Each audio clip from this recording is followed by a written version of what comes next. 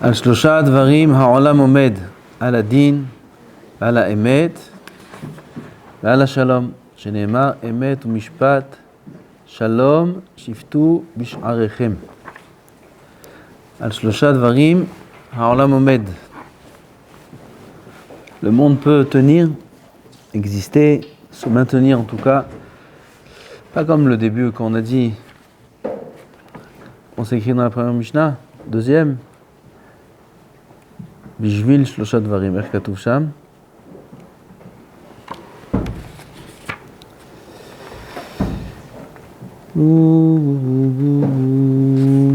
איפה כתוב?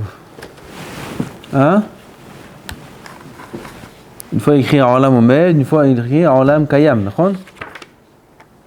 Personne ne me rappelle בעל פה? כן, משנה ב' ועשו סייג לתורה על שלושה דברים העולם עומד, כן, על התורה ועל העבודה ולגמילות החסדים. Ici écrit על שלושה דברים, איפה, מה קרה היום?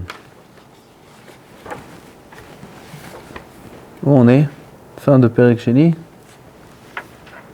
fin de פרק ראשון.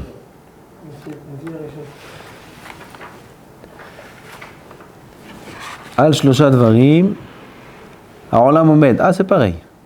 על שלושה דברים העולם עומד. Il faut décider, העולם עומד על מה? אז לא יקחי על התורה ועל העבודה ועל גמילות חסדים.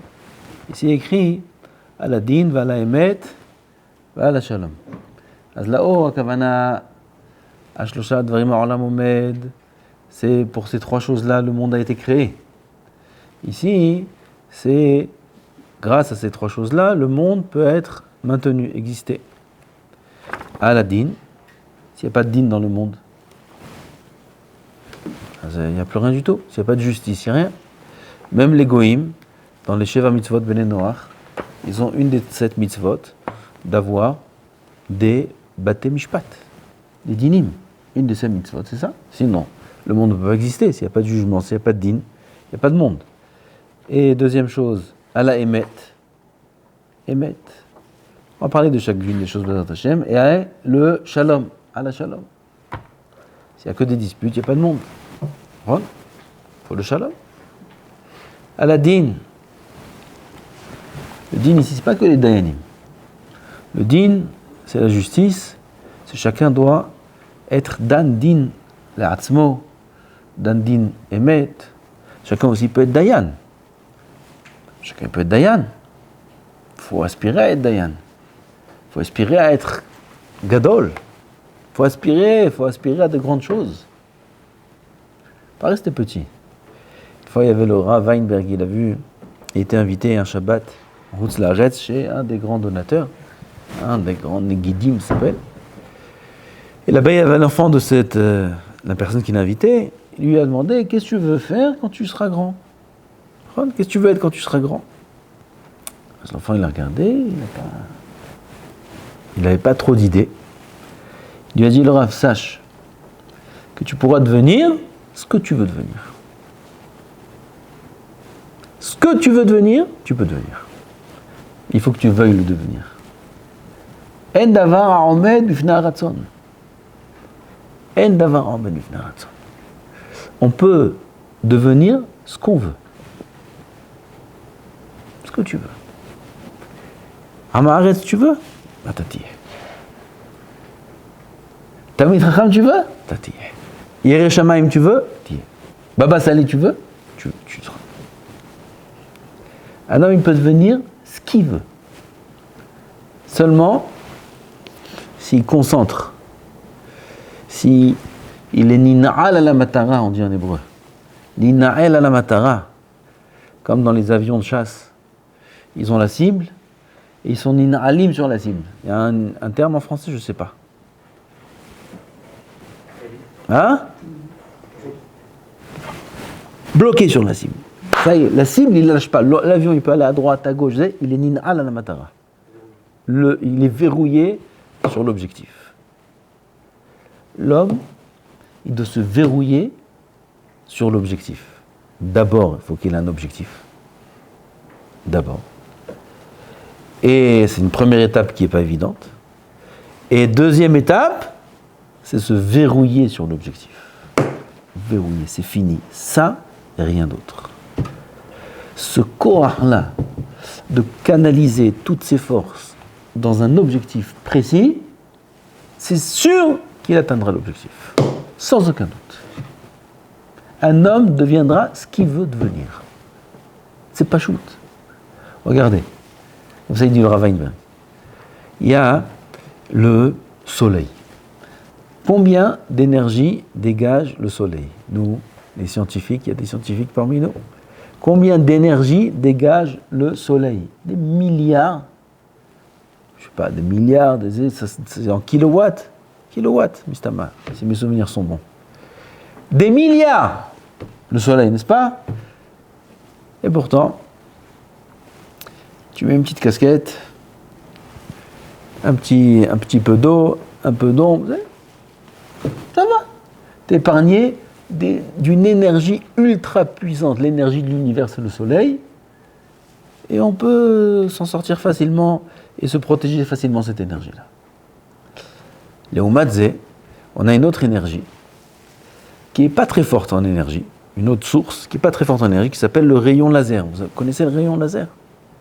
Le rayon laser, c'est très très peu d'énergie.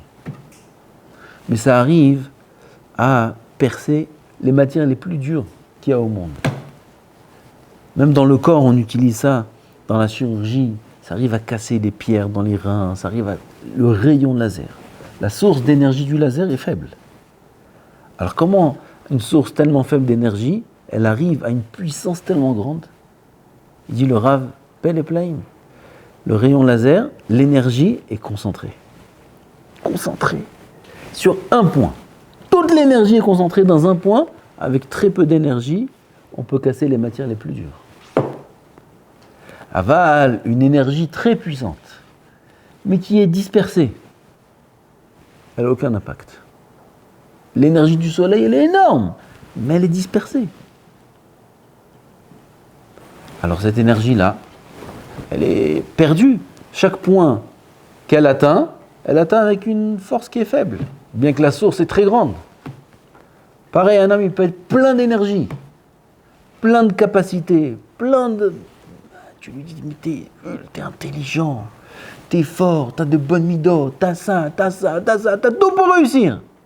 Oui, mais son énergie, elle est dispersée. Il la met un peu partout, il la canalise pas. Qu'est-ce qu'il va devenir? Rien. Rien. Avec toutes ses capacités.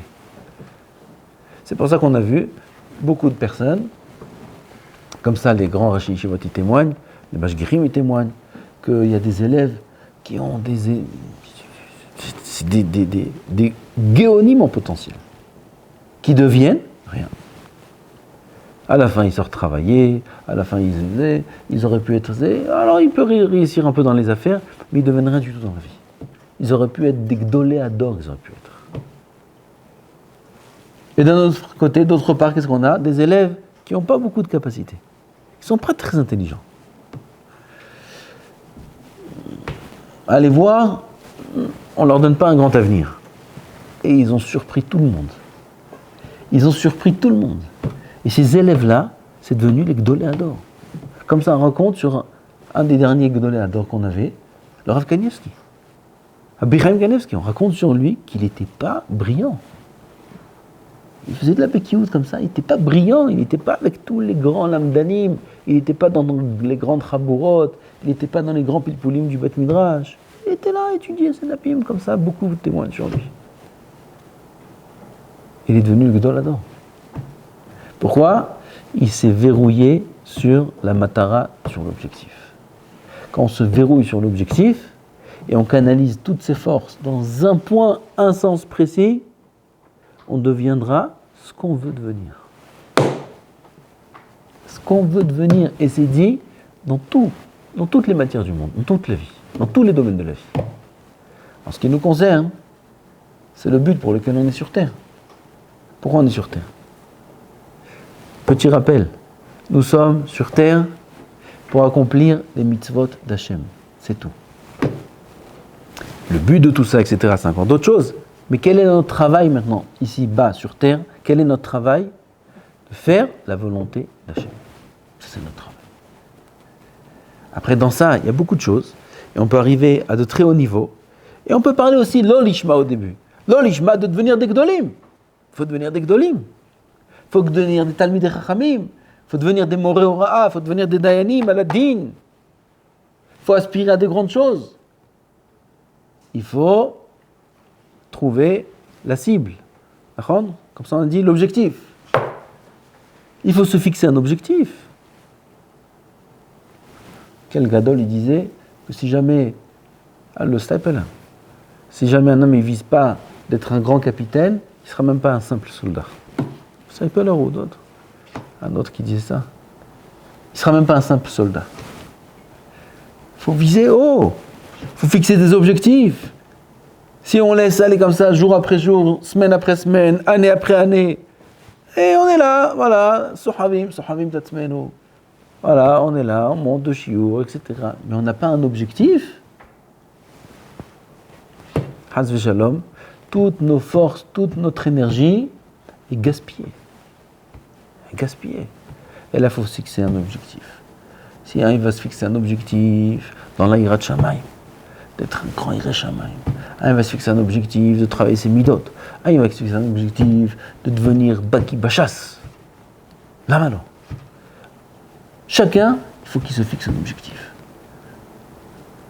Ça dépend chacun à quel niveau il est. Mais il faut se fixer des objectifs. Après, quand l'objectif est atteint, on passe au suivant. L'Avdil, partout c'est comme ça, dans toutes les grandes choses. À l'armée c'est comme ça. Même à Magen David Adom c'est comme ça. Vous voyez, ils ont des avec des grades. Des grades. C'est quoi ces grades là? Pourquoi on met des grades? Parce que si on ne fait pas un système de grades, il n'y a personne qui voudra avancer, évoluer. Alors on fait des grades. C'est une invention. Les grades, c'est une invention. Lui, il est comme ça, Esran, vous avez toutes sortes de noms, toutes sortes de trucs, des falafels, des trucs comme ça, ils appellent ça. C'est quoi ces grades-là? C'est pour donner à l'homme des objectifs. Et être gradué. Encore un grade et encore un grade. Une fois que j'ai passé le grade, prochain objectif, le prochain grade. Et en arrière-plan, on a l'objectif final qui est le plus haut des grades. Dans la Torah aussi, c'est comme ça. Il faut se fixer des objectifs. Chaque baron, chaque Yehudi au monde, il peut devenir ce qu'il veut devenir. Ce qu'il veut devenir, il peut devenir. Seulement, il faut être nina'al la matara. L'objectif est là. C'est ça que je veux. Maintenant, je verrouille. Il n'y a que ça et rien d'autre. Et vers ça, il va mettre toute son énergie. Et même s'il n'a pas beaucoup d'énergie, même s'il n'est pas très fort, même s'il n'est pas très intelligent. Quand on concentre le peu d'énergie qu'on a, on devient un rayon laser. On peut tout casser, tout ce qui peut nous entraver, comme ça on dit, le chemin, la route, même des épreuves les plus dures, même tout, on peut tout casser. Si Haz v'Shalom, l'homme il vit comme ça, qu'est-ce que tu veux faire quand tu seras grand comme cet enfant? Je ne sais pas. Il n'a pas d'objectif, il ne sait même pas ce qu'il veut, il ne sait même pas ce qu'il va devenir. Misken, ou mes bousbaz, il est gaspillé. Sa vie, c'est une vie de gaspillage. Il va se retrouver après sans grand-chose. Il va dire, oh, si j'avais su, oh, si c'était à refaire, toutes ces paroles. On va dire ces paroles, nous. Combien j'entends ça de personnes qui ont 50 et 60 ans. Si c'était à refaire, c'est plus à refaire. Habibi, c'est fini. Peut-être prochain Gilgoul. C'est pas sûr. Mais c'est fini, c'est plus à refaire. Et quand prochain Gilgoul, tu vas t'oublier. Donc ça sert à rien. À nous, on a encore. Vous êtes encore jeune. Vous avez tout devant vous. Il faut se fixer des objectifs, il faut devenir des gdolim, il faut devenir des gdolim, il faut devenir des rabbanim, il faut devenir des dayanim, il faut devenir des rashi yeshivot, des magidei shiurim, il faut devenir des gdolim, il faut devenir des talmidei chachamim. Mitor shelo lishma, vadaï shelo lishma, lishma, à la fin il viendra lishma. Il faut se fixer des objectifs. Sinon, on fait passer les journées comme ça l'une après l'autre pour rien. Ah, il s'est levé le matin. Ouais. Oui, ce matin il s'est levé à l'heure. Oh, Hazakou Barouk. Il s'est levé à l'heure. Demain il va se lever à l'heure. Ouais, demain il va se lever à l'heure. Et vendredi, vendredi c'était un peu dur. Ouais. Yallah, c'est ça, c'est tout. Objectif, il faut se lever à l'heure. D'accord. C'est ça, ton objectif. Oui, bah oui. Il faut voir, chacun il voit où il se place. Où il est son...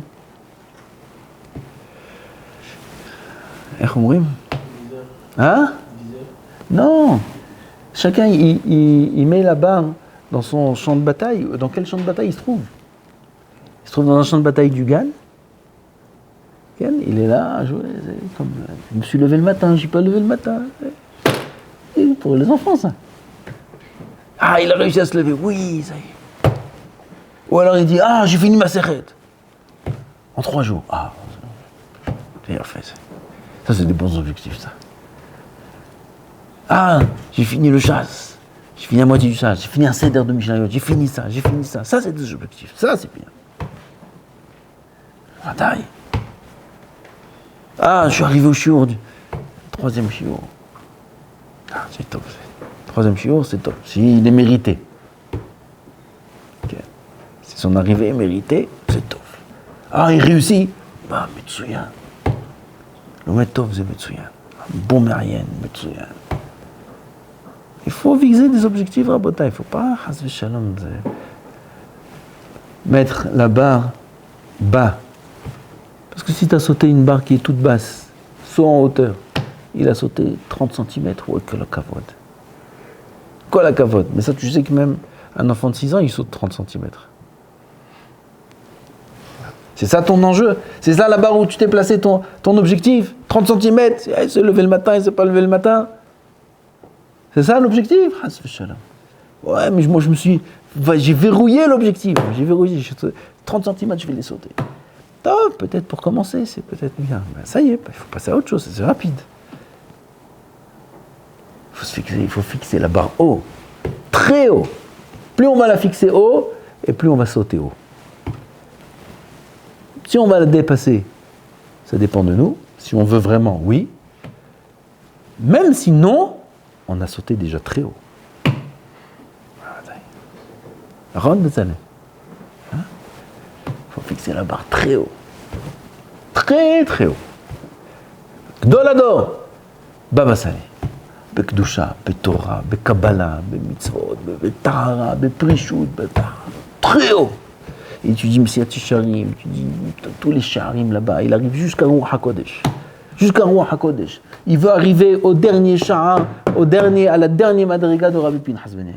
Quel? Je vais atteindre Ruach HaKodesh, je vais atteindre. Kol HaKavod. Peut-être il atteindra un Nekiyut. Peut-être, Alvaï. Peut-être il atteindra un Nekiyut. Il dit, moi, juste, si j'arrive à me lever le matin, c'est bien. Voilà. Après tout le reste de la journée, les autres 24 heures, on verra, on fera ce qu'on peut.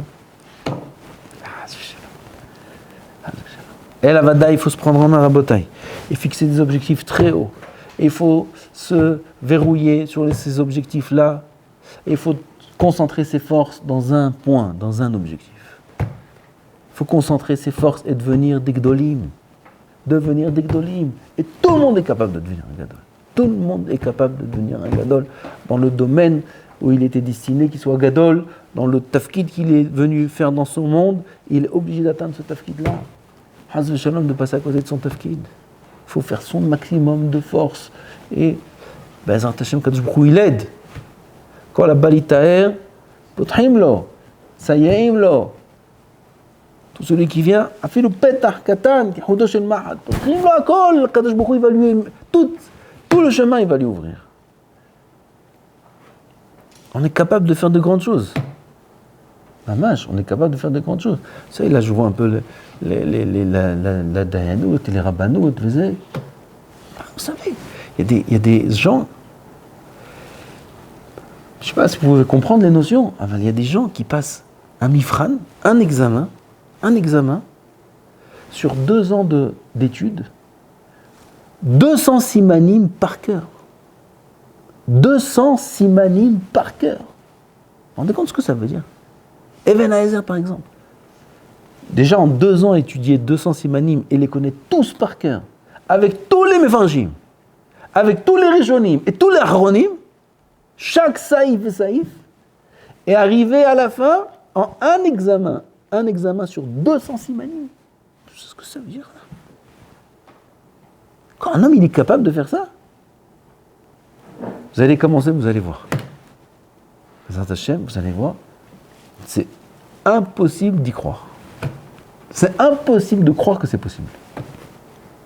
De croire que c'est possible, c'est pas possible. De croire que c'est possible, c'est pas possible. C'est pas possible. C'est pas possible. Comment un homme il peut enregistrer autant d'informations? C'est pas possible. Dans une clé, il faut des centaines de gigas pour tout ça. Comment tu veux que je mette tout ça dans ma tête? C'est possible et c'est rien du tout. Un homme il est capable d'encore beaucoup plus que ça. Beaucoup plus que ça. Il est capable de connaître toute la Torah par cœur.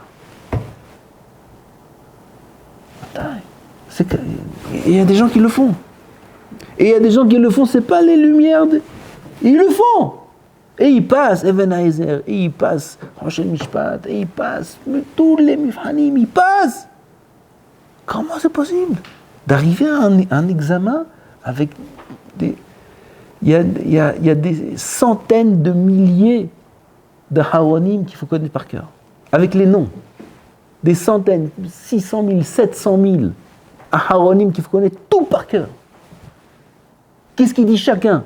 Qui est relais contre qui? Où est la source dans la Gemara? Qu'est-ce qu'ils disent tous les Rishonim? Quelle est la mahloket? Les Haronim? Tout!